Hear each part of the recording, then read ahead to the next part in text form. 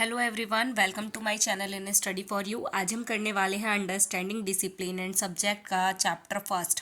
Complete एक ही video में दिया गया है, नोट्स भी हैंड रिटन है, आपकी बहुत ज़्यादा हेल्प होने वाली है। तो चलिए स्टार्ट करते हैं। सबसे पहला हमारा जो क्वेश्चन है वो है डिसिप्लिन, कि डिसिप्लिन एक्चुअल में होता क्या है। तो फर्स्टली स्टार्ट करना शुरू करते हैं। देखो, पहले इंट्रोडक्शन से शुरू करते हैं हम। The organized body of knowledge of a particular field has terms a discipline, यानी कि कोई भी एक ऑर्गेनाइज्ड बॉडी किसी पर्टिकुलर फील्ड में, उसे ही हम क्या कहते हैं, डिसिप्लिन कहते हैं। वहीं अगर मैं बात करूँ मीनिंग ऑफ डिसिप्लिन की, जो मीनिंग ऑफ डिसिप्लिन हमारा होता है, सिंपल वर्ड में अगर मैं बताऊँ तो डिसिप्लिन वर्ड का मतलब होता है टू ओबे, यानी किसी चीज़ का पालन करना। यानी नॉर्मली जो हम डेली बेस में डिसिप्लिन का मतलब समझते हैं वो होता है फॉलो करना, ओबे करना। बट अगर हम इस सब्जेक्ट के बारे में बात करें तो इसका मतलब होता है एरिया ऑफ स्टडी, जिस एरिया के अंदर, जिस फील्ड के अंदर हम स्टडी करना चाहते हैं। फॉर एग्जाम्पल के लिए अगर हम साइंस के फील्ड की बात करें तो उसके अंदर पर्टिकुलर काफ़ी सारे सब्जेक्ट्स होते हैं जिनके अंदर हम स्टडी करते हैं। फॉर एग्जाम्पल आप वहाँ पे साइंस के अंदर बायोलॉजी के अंदर स्टडी कर रहे हैं, या फिर आप वहाँ पे फिजिक्स के अंदर स्टडी कर रहे हैं, तो वो क्या है, एरिया ऑफ स्टडी है। नेक्स्ट क्या है, it is derived from Latin word, ये एक लेटिन वर्ड से ड्राइव हुआ है, जिस लेटिन वर्ड जो कि कौन सा है, डिसिप्लस, जिसका मतलब होता है प्यूपिल। एक दूसरा वर्ड है डिसिप्लिना, जिसका मतलब होता है टीचिंग। तो ये हमारा ऑल ओवर हो गया डिस्कशन, इंट्रोडक्शन, जो कि किसका है, डिसिप्लिन का। नेक्स्ट अगर मैं आपसे बात करूं इसकी क्या इंपॉर्टेंस है, यानी क्या क्या इसकी खासियत है, तो उसकी हम बात कर लेते हैं। तो चलिए, फर्स्ट है discipline is very important in life, यानी जो डिसिप्लिन है वो बहुत ज़्यादा इंपॉर्टेंट होता है हमारी लाइफ के अंदर। नेक्स्ट है absence of discipline man cannot utilise power properly, यानी कि अगर डिसिप्लिन नहीं होगा ना तो जो पीपल हैं, जो इंसान हैं, वो उस पावर को यूटिलाइज नहीं कर पाएंगे जो गॉड द्वारा दी गई है, यानी नेचर द्वारा जो हमें एक पावर दी गई है, उस पावर का हम यूटिलाइज नहीं कर पाएंगे। यानी कि हम उस पावर को एक न्यू थिंग बनाने में, डेवलप करने में यूज़ नहीं कर पाएंगे अगर डिसिप्लिन नहीं होगा तो। नेक्स्ट जो है थर्ड पॉइंट हमारा क्या कहता है कि people can attain power with the help of discipline. जो पावर मैंने अभी बताई, जो नेचर से हमें मिलती है, उस पावर को अटेन करने में कौन हेल्प करता है, डिसिप्लिन हेल्प करता है। नेक्स्ट है it is important for development, या ये जो है डिसिप्लिन वो डेवलपमेंट में बहुत ज़्यादा क्या करता है, हेल्प करता है। नेक्स्ट क्या है, जो डिसिप्लिन है वो बहुत ज़्यादा इम्पॉर्टेंट है स्कूल के पॉइंट ऑफ व्यू से, यानी स्कूल के पॉइंट ऑफ व्यू से भी ये बहुत ज़्यादा क्या है, इम्पॉर्टेंट है। नेक्स्ट अगर मैं आपसे बात करूं कि जो डिसिप्लिन है वो एजुकेशनल इंस्टीट्यूशनल में किस तरीके से इम्पोर्टेंट रोल प्ले करता है, ठीक है। ये जो नोट्स है मैंने ऑल ओवर आपके लक्ष्मी की जो पब्लिशर की जो बुक है उस बुक की हेल्प से बनाए हुए हैं। आप चाहें तो उस बुक में ये कॉमन चीज़ें सर्च करके आपको वहाँ से जो इजी लगता है वो आप कंटेंट ले सकते हैं। नेक्स्ट क्या है, discipline in school generally means, अगर डिसिप्लिन का हम जनरली मीनिंग बताएं स्कूल की लैंग्वेज में तो वो होता है order and system in doing thing, यानी जब हम किसी चीज़ को, किसी ऑर्डर को एक सिस्टमेटिक वे में कंप्लीट करते हैं, एक रेगुलरिटी से, या हम कोई किसी चीज़ को फॉलो करते हुए किसी कमांड को उसको कंप्लीट करते हैं, तो उसी हम क्या कहते हैं, डिसिप्लिन कहते हैं।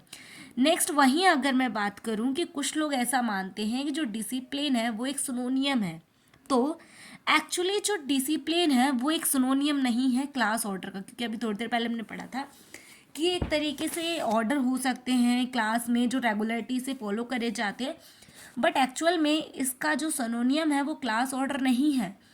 This should be identify with orderly behaviour in the classroom and other class activities. इसके अंदर क्या क्या आते हैं, इसे आइडेंटिफाई करा जाता है, this should be identify with orderly behaviour, जहाँ पर आप ऑर्डरली किसी बिहेवियर को फॉलो कर रहे हैं किसी क्लासरूम के अंदर, या फिर कोई अदर स्कूल एक्टिविटीज़ जो स्कूल में ना की गई हूँ, मतलब सॉरी अदर एक्टिविटीज़ जो स्कूल के अंदर हों, तो वो चीज़ आप यहाँ पे इंक्लूड कर सकते हैं। नेक्स्ट क्या है, order can also be maintain by force of fear, कई बारी इस ऑर्डर को डर के द्वारा भी मेंटेन किया जाता है, जैसे कि क्लासरूम के अंदर हम देखते हैं, पर ये डिसिप्लिन के अंदर काउंट नहीं होता है। जो हम एक डर के द्वारा डिसिप्लिन क्रिएट करते हैं वो डिसिप्लिन के अंदर क्रिएट नहीं काउंट नहीं होता है। रियल डिसिप्लिन इम्प्लाइज करता है प्रसुएशन को, और जो ऑर्डर ऑफ इम्प्लाइज होता है जिसका मतलब होता है कंपल्सेशन, ठीक है, कंपल्शन। तो ये इनके दोनों मतलब होते हैं, रियल डिसिप्लिन और ऑर्डर, रियल डिसिप्लिन इम्प्लाइज और ऑर्डर इम्प्लाइज का। देन नेक्स्ट की तरफ चलते हैं, मूव करते हैं। Types of discipline in classroom, classroom के अंदर कौन कौन से डिसिप्लिन होते हैं। तो discipline in a content of component of effective classroom management, जो डिसिप्लिन होता है वो एक इफेक्टिव क्लासरूम मैनेजमेंट का ही एक क्या होता है, हिस्सा होता है, कंपोनेंट होता है। Classroom discipline refer to the strategies a teacher use to manage student behaviour, यानी कि जो क्लासरूम डिसिप्लिन के अंदर, यानी ये रेफर करता है एक तरीके से जो टीचर द्वारा क्लास के अंदर जो बिहेवियर बनाया गया है, उस बिहेवियर को मैनेज करा गया है, उसके लिए जो भी स्ट्रैटेजीज को फॉलो किया जाता है उसे हम क्या कहते हैं, उसे हम कहते हैं डिसिप्लिन।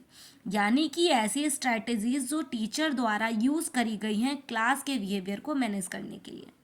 नेक्स्ट है, most discipline strategies can be categorise into 3 main styles and approaches, यानी कि जो डिसिप्लिन स्ट्रैटेजीज हैं या जो उसको कैटेगराइज किया गया है 3 मेन स्टाइल्स में या 3 मेन अप्रोचेस में। तो चलिए उसको देखते हैं।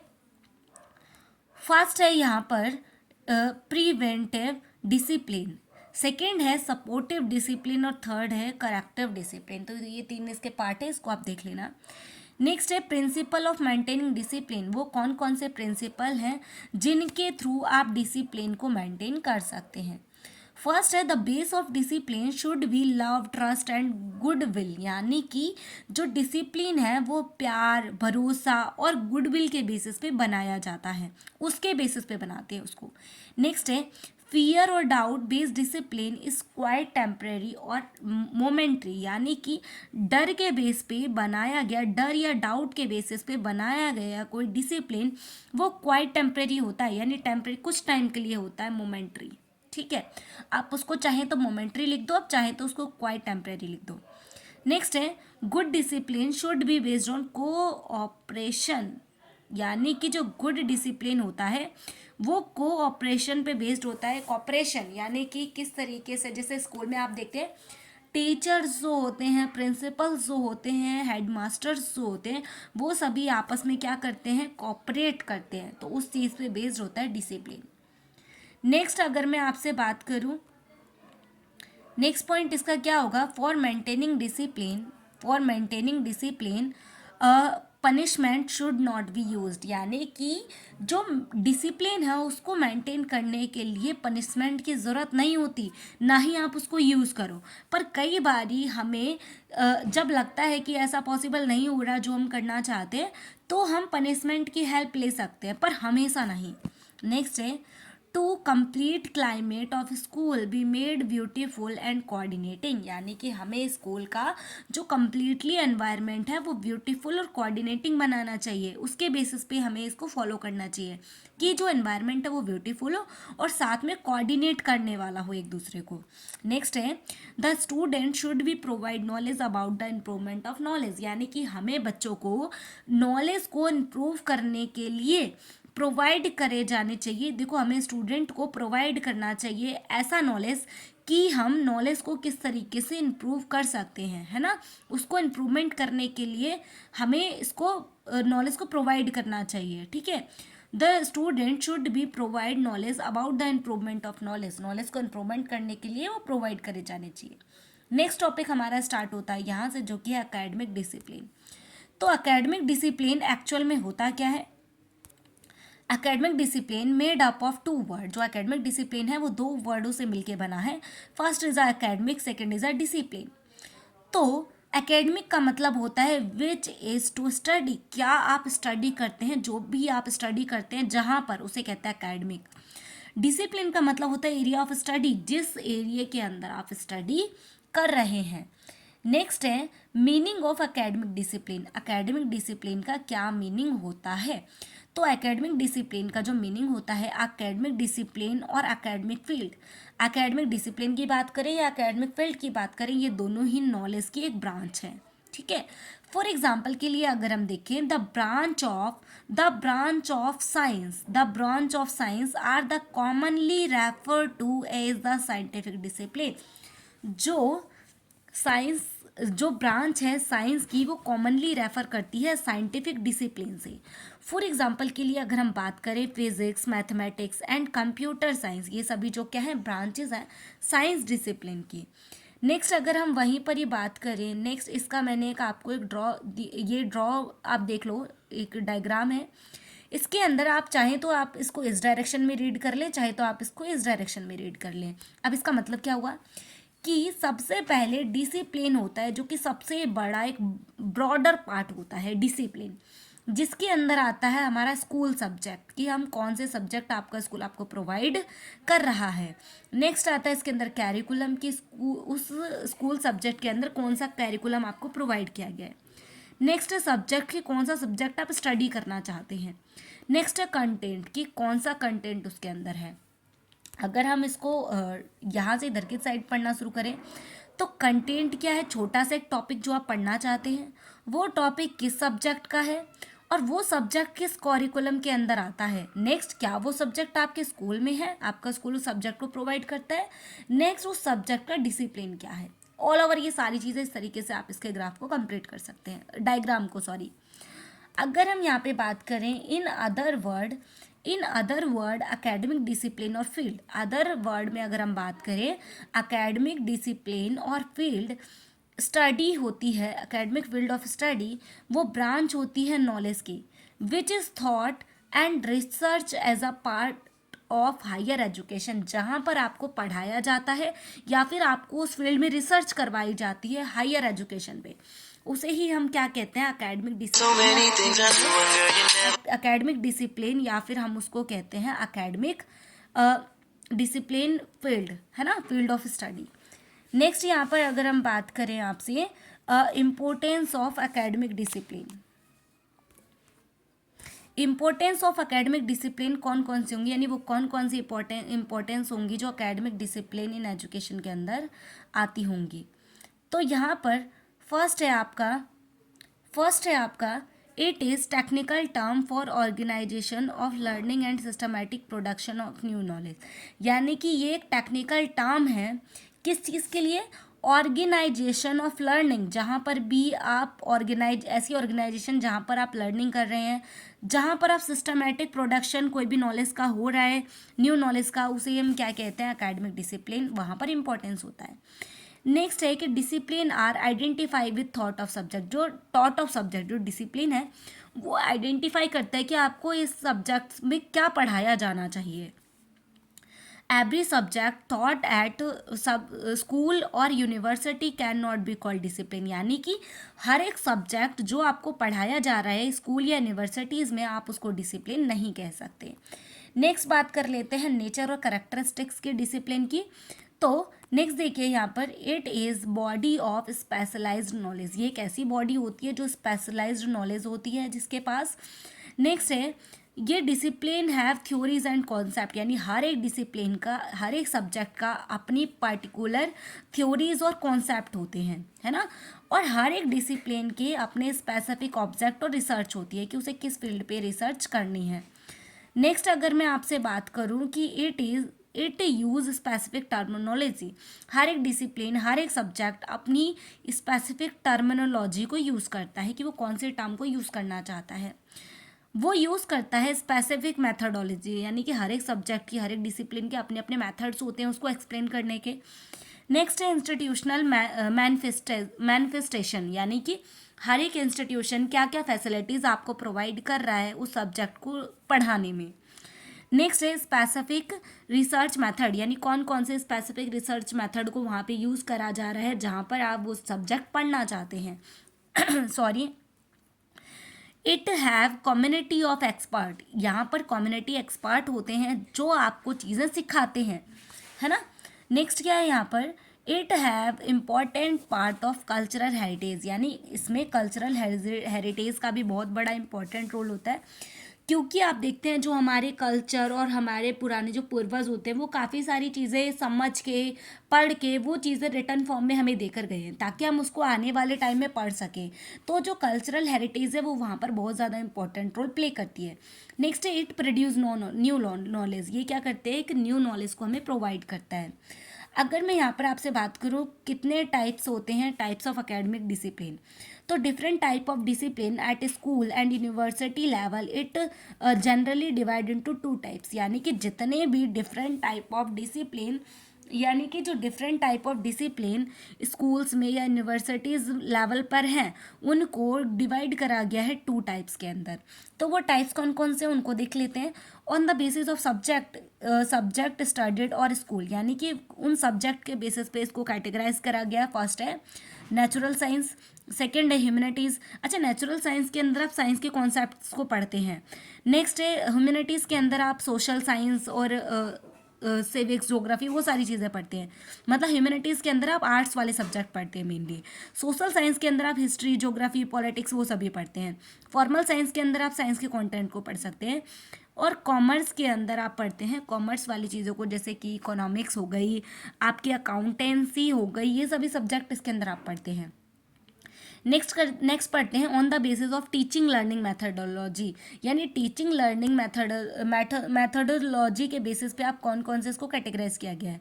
फर्स्ट है मल्टी डिसिप्लिनरी, सेकेंड है ट्रांस डिसिप्लिनरी, सेकेंड है क्रॉस डिसिप्लिनरी, फोर्थ है इंटर डिसिप्लिनरी, फिफ्थ है डिसिप्लिनरी नॉलेज। तो इनको भी आप पर्टिकुलर आगे जाके पढ़ेंगे कि मल्टी डिसिप्लिनरी क्या होता है, ट्रांस डिसिप्लिनरी क्या होता है, इंटर डिसिप्लिनरी क्या होता है, ये भी मैं आपको बताऊंगी। इस चैप्टर में इसका थोड़ा सा पार्ट है।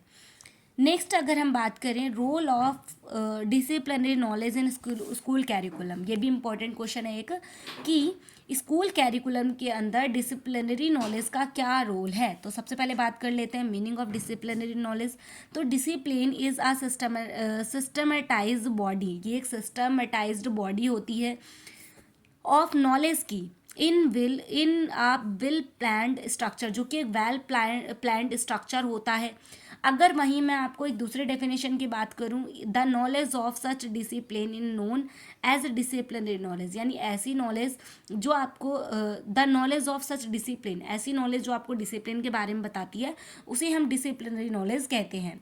नेक्स्ट क्या है कि discipline knowledge in school curriculum can be understood at a 4 level. हम स्कूल कैरिकुलम के अंदर इसको 4 लेवल्स में स्टडी करते हैं, अंडरस्टूड करते हैं, समझते हैं। फर्स्ट है स्पेसिफिक फैक्ट एंड प्रोसेस, यानी स्पेसिफिक फैक्ट एंड प्रोसेस के थ्रू।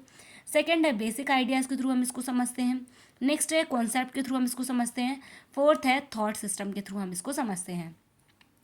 फर्स्ट इसकी बात करते हैं स्पेसिफिक फैक्ट एंड प्रोग्रेस। इसमें क्या प्रोसेस है, इसमें क्या होता है, this is a first level, ये एक फर्स्ट लेवल होता है नॉलेज का, जहाँ जिसको लो लेवल नॉलेज भी कहते हैं, जहाँ पर हम फर्स्ट स्टेप में चीज़ों को समझते हैं। यहाँ पर हम चीज़ों को मेनली याद रखते हैं, कुछ छोटे छोटे कॉन्सेप्ट को स्पेसिफिक फैक्ट के थ्रू याद रखते हैं। जैसे कि कोई डेट हो गई, कोई इवेंट हो गया, या पार्ट ऑफ सिस्टम हो गया, वहाँ पर हम इसको इस तरीके से यूज़ करते हैं। नेक्स्ट अगर मैं यहाँ पर बात करूँ बेसिक आइडिया, बेसिक आइडिया क्या होता है, ये नेक्स्ट लेवल होता है नॉलेज का, जहाँ पर आप ट्राई करते हो अकेले किसी चीज़ को समझने के लिए। This are specific laws and mathematical principle, जिसके कुछ फैक्ट्स होते हैं, स्पेसिफिक लॉज होते हैं। जैसे कि आप साइंस के अंदर लॉज पढ़ते हैं, प्रिंसिपल्स पढ़ते हैं, जहाँ पर आप मैथ्स के कॉन्सेप्ट्स को यूज़ कर पाते हैं, वो होता है बेसिक आइडिया। एग्जाम्पल के लिए आइडिया लाइक क्लाइमेट, कि बादल कैसे बनते हैं, क्लाइमेट कैसे फॉर्म होता है, सॉइल क्रॉप से किस तरीके से रिलेटेड है, ये कॉन्सेप्ट आप यहाँ पर पढ़ते हैं। नेक्स्ट बात करते हैं कॉन्सेप्ट की। कॉन्सेप्ट जो है थर्ड लेवल ऑफ नॉलेज होता है, जहाँ पर आप थर्ड लेवल ऑफ नॉलेज होता है in a concept or complex system of highly abstract idea, they can be studied in isolate, जिसको आप आइसोलेट में यानी अकेले में स्टडी नहीं कर सकते, आप यहाँ पर स्कूल के एनवायरनमेंट से जोड़कर या कैरिकुलम से लिंक करके चीज़ों को समझते हैं। फॉर एग्जाम्पल के लिए कॉन्सेप्ट लाइक डेमोक्रेसी, डेमोक्रेसी आप अकेले कमरे में बंद होकर अकेले खुद चीज़ों को नहीं समझ सकते, आपको उसके लिए अपने एनवायरनमेंट में देखना होगा क्या चल रहा है, कैसे हो रहा है। इक्वालिटी के चीज़ों को भी आप एनवायरनमेंट से रिलेट करके पढ़ेंगे तो ही आप उसको समझ पाएंगे। नेक्स्ट है जेंडर, इन टर्म को भी आपको एनवायरनमेंट में जाके देखना पड़ेगा। नेक्स्ट है थॉट ऑफ सिस्टम। जो थॉट ऑफ सिस्टम है ये कंपोज करता है किस चीज़ को, ये कंपोज करता है proposition and concept with directly inquiry and thought, the direct question we ask, the responses acquire and method use to acquire them constitute the thought system. यानी कि ये एक ऐसा सिस्टम होता है, ये थॉट सिस्टम जो है एक ऐसा सिस्टम होता है जहाँ पर आप बच्चों से डायरेक्टली एक क्वेश्चन पुट अप करते हैं और वो बच्चा क्वेश्चन को सोचता है, उसके आंसर को सोचता है, एनालाइज करता है और उसके बाद आपको एक पर्टिकुलर आंसर प्रोवाइड करता है। तो ये आता है थॉट सिस्टम के अंदर। नेक्स्ट आता है कैरिकुलम। जो कैरिकुलम आपका ये नेक्स्ट टॉपिक है। तो कैरिकुलम क्या होता है, कैरिकुलम इंक्लूड करता है ऑल दोज एक्टिविटी को which are carried inside the classroom और आउटसाइड द क्लासरूम। कैरिकुलम के अंदर वो एक्टिविटीज़ इंक्लूड होती हैं जो आप क्लासरूम के अंदर परफॉर्म करते हैं या फिर क्लासरूम के बाहर परफॉर्म करते हैं। कोई बच्चा अगर उस चीज़ को परफॉर्म कर रहा है क्लास के अंदर, क्लास के बाहर, अपने डेवलपमेंट के लिए, है ना, हेल्पफुल डेवलपमेंट के लिए, तो उसे हम कहते हैं कैरिकुलम। कैरिकुलम दो चीज़ों से मिलकर बना हुआ है। फर्स्ट इज कैरिकुलर एक्टिविटीज़ जो कि क्लास के अंदर होती हैं। सेकेंड है को कैरिकुलर एक्टिविटीज़ जो कि क्लासरूम के बाहर होती हैं, outside the class. Nature of discipline knowledge क्या है, जो नेचर है डिसिप्लिन नॉलेज का स्कूल कैरिकुलम के अंदर वो क्या है, every discipline knowledge has our methodology. यानी हर एक डिसिप्लिन नॉलेज की अपनी खुद की मैथडोलॉजी होती है, अपने खुद के मैथड्स होते हैं, कॉन्सेप्ट्स होते हैं। Every discipline has our content which differ from other. यानी हर एक डिसिप्लिन का अपना खुद का कंटेंट होता है जो एक दूसरे से क्या होता है, अलग होता है। Every discipline has own aim and objective. हर एक डिसिप्लिन के अपने खुद के एम, ऑब्जेक्टिव होते हैं, अपना खुद का एम होता है। हर एक डिसिप्लिन का खुद की नॉलेज होती है। Every discipline knowledge in is well defined. हर एक डिसिप्लिन की जो नॉलेज होती है वेल डिफाइंड होती है, प्लान्ड होती है, ऑर्गेनाइज होती है हर एक डिसिप्लिन की। नेक्स्ट है कि different kind of discipline have different text book. यानी हर एक टेक्स्ट बुक के अलग अलग डिफरेंट अलग अलग काइंड्स होते हैं। हर एक टेक्स्ट बुक के अपने अलग अलग डिसिप्लिन के काइंड्स होते हैं। सिक्स है कि every discipline knowledge and own support system in school curriculum. हर एक डिसिप्लिन नॉलेज के अपने खुद के सपोर्ट सिस्टम और सपोर्ट सिस्टम होते हैं स्कूल कैरिकुलम के अंदर। नेक्स्ट अगर हम बात करें school of discipline knowledge in school curriculum, क्या रोल होगा डिसिप्लिन नॉलेज का इन स्कूल कैरिकुलम के अंदर। ये हेल्पफुल होता है achievement of educational aim and objective. यानी कि स्कूल एजुकेशनल एम और ऑब्जेक्टिव को अचीव करने में हेल्प करता है। सेकंड है नेशनल इंटीग्रेशन को में हेल्पफुल होता है। नेक्स्ट है एवोल्यूशन प्रोसेस में ये हेल्पफुल होता है। फोर्थ पॉइंट कहता है कि ये ऑल अराउंड डेवलपमेंट, चिल्ड्रन का जो ऑल अराउंड डेवलपमेंट है उसमें भी क्या करता है, हेल्प करता है।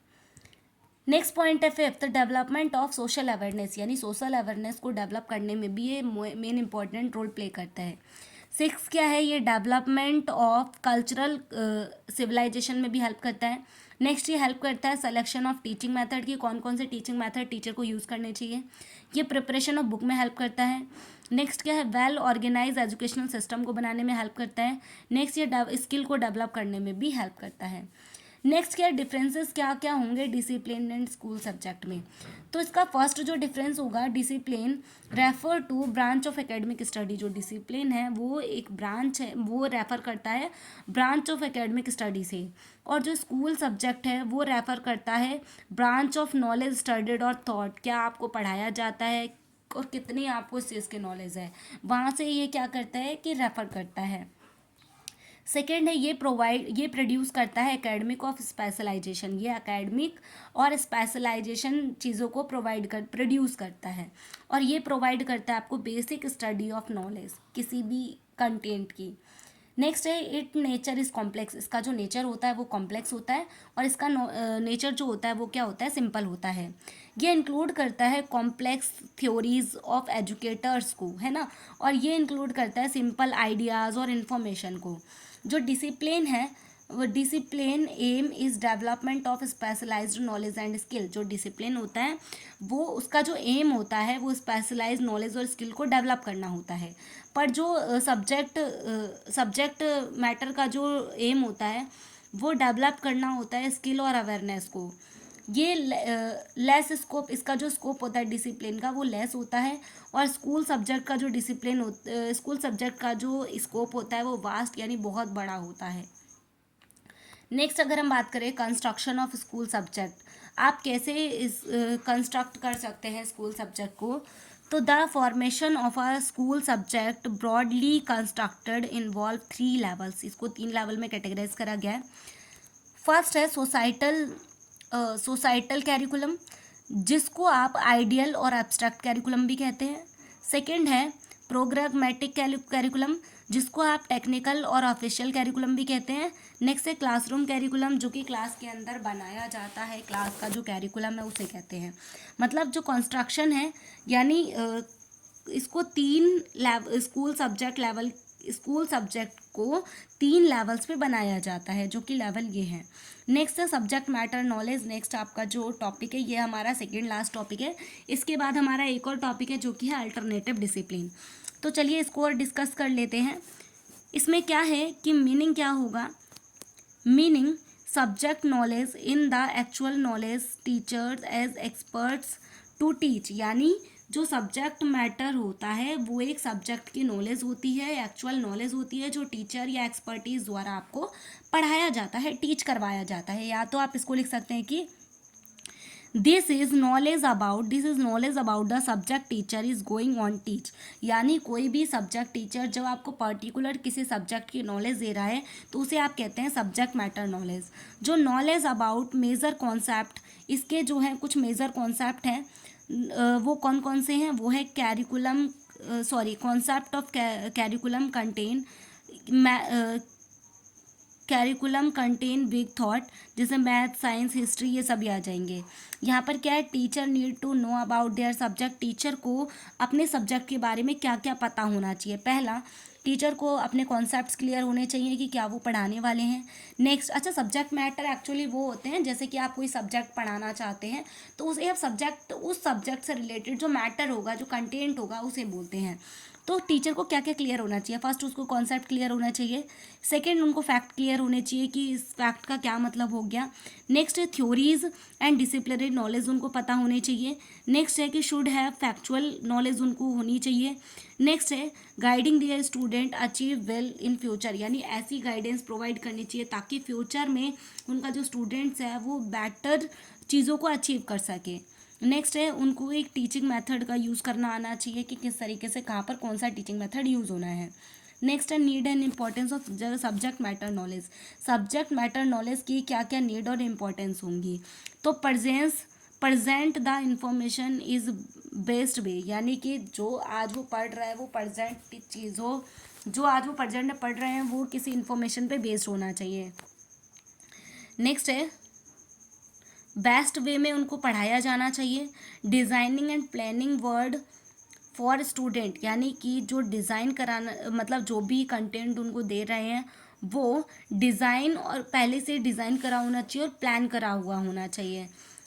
उसके बाद नेक्स्ट है कि यूज़ इफेक्टिव पैडागोजी स्किल, वहाँ पर pedagogical skill different pedagogical skill का यूज़ करा जाना चाहिए।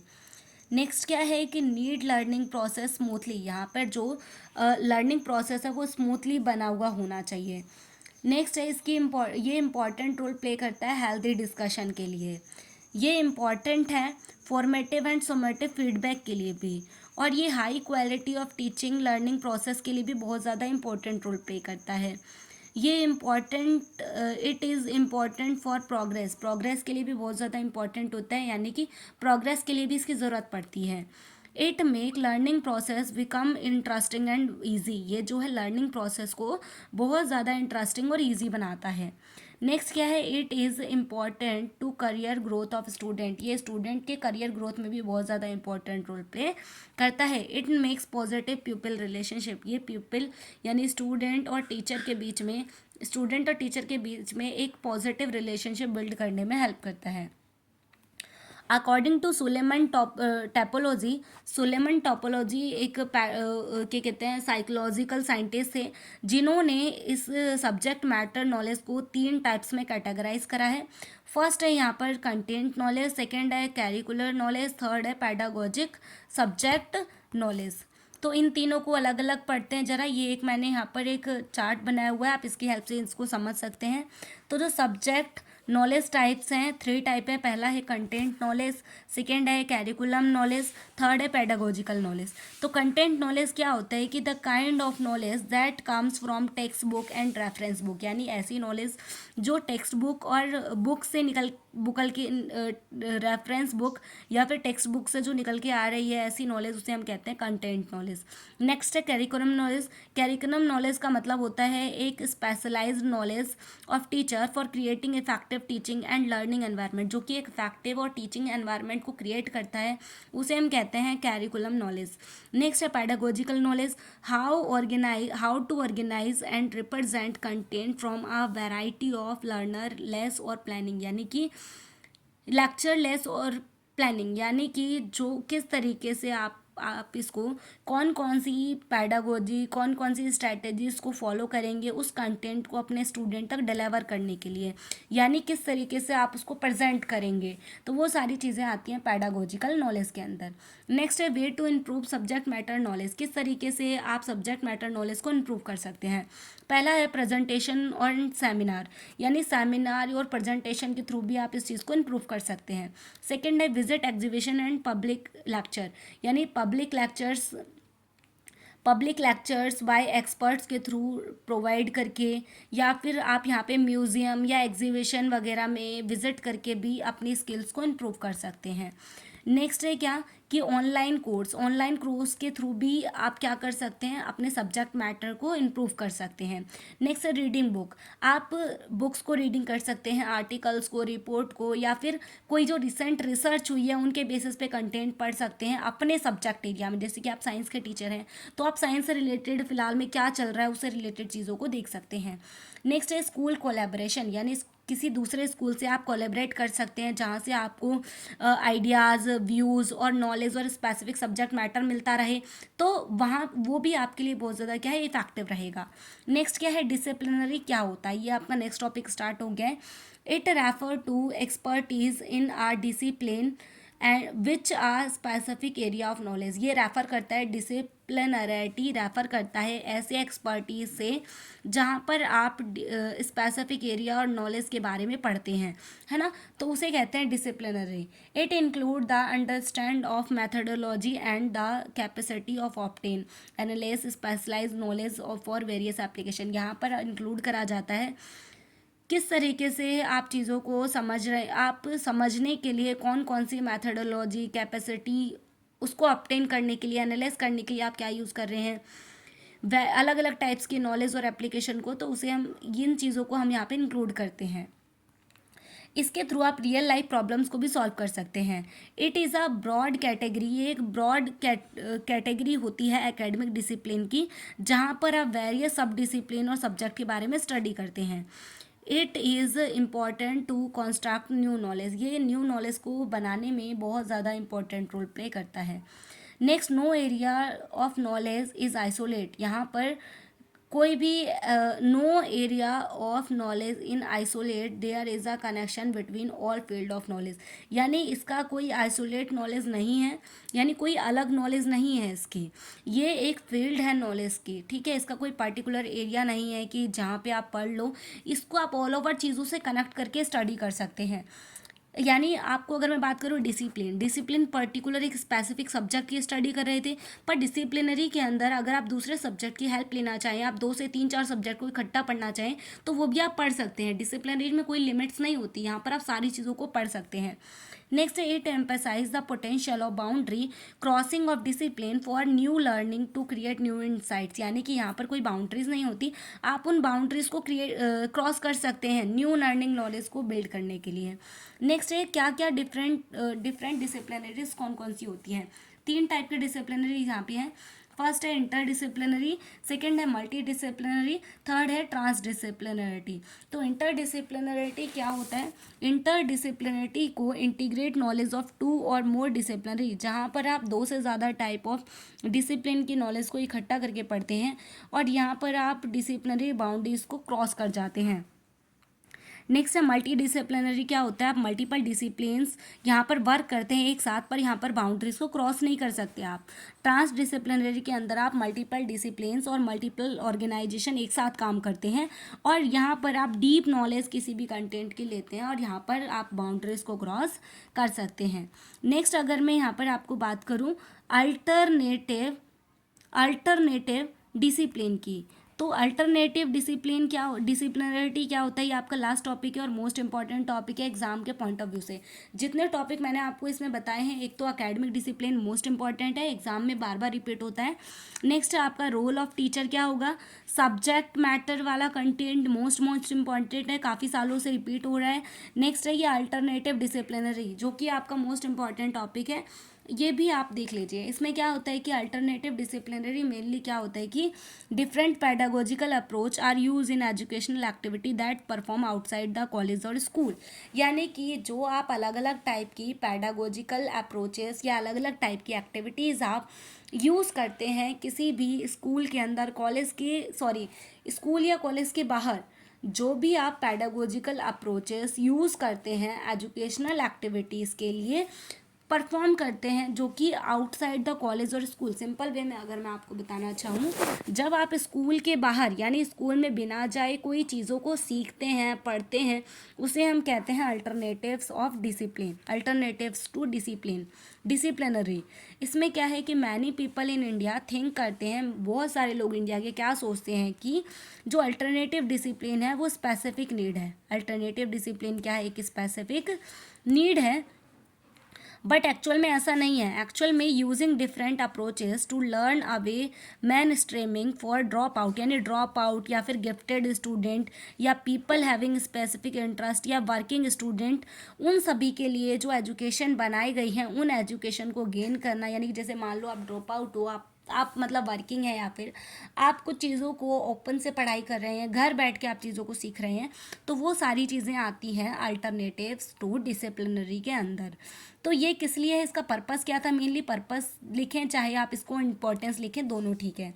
तो इसकी क्या इंपॉर्टेंस हो सकती हैं, देखो इसकी इंपॉर्टेंस हो सकती है to make every children educate. यानी अगर आप वर्किंग हैं, आप डेली जा नहीं सकते स्कूल, तो क्या आप एजुकेशन नहीं ले सकते, तो उन बच्चों को भी एजुकेशन प्रोवाइड किए जाए, to make every student educate. Cut down drop out, यानी जो बच्चे बीच में पढ़ाई छोड़ देते हैं किसी भी रीज़न की वजह से, तो उस चीज़ को डिक्रीज़ करा जा सके। सक्सेसफुल रिटर्न टू मेन, जो बच्चे पढ़ाई को छोड़ चुके हैं उनको वापस से लाने के लिए भी इसका यूज़ होता है। नेक्स्ट है फ्लेक्सिबल लर्निंग, फ्लेक्सिबल लर्निंग के लिए भी ये बहुत ज़्यादा इंपॉर्टेंट रोल प्ले करती है। नेक्स्ट है बूस्ट क्रिएटिविटी, जब कोई ऐसे इंस्टीट्यूशन होते हैं जो इस टाइप के एजुकेशन प्रोवाइड करते हैं, वो मेनली क्रिएटिविटी पे ज़्यादा जोर देते हैं।